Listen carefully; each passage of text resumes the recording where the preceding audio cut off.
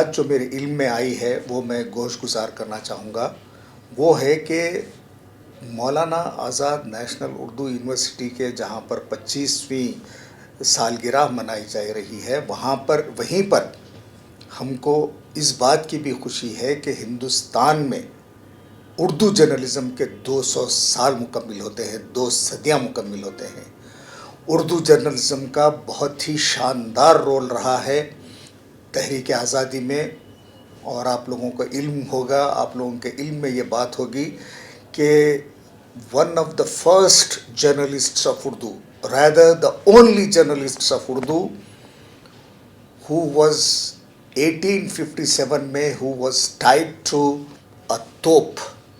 a cannon, and he was blown away because he was writing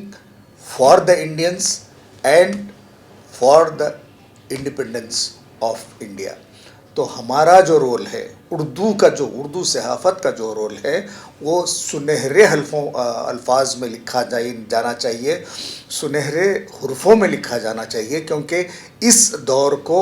आज की तारीख़ में बिल्कुल ही पीछे डाल दिया गया है। तो मेरा ये मशवरा है और मेरी ये सलाह है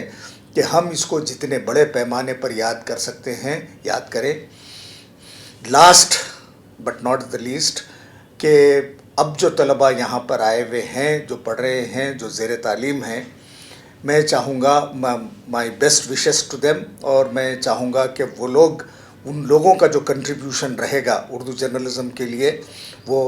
शान शान होगा और शानदार होगा, ताकि हम उससे हमारी सहाफ़त को, हमारे जहनों में आज़ादी सहाफ़त का जो तसव्वुर है उसको बढ़ावा देने में मदद मिलेगी। थैंक यू वेरी मच, शुक्रिया।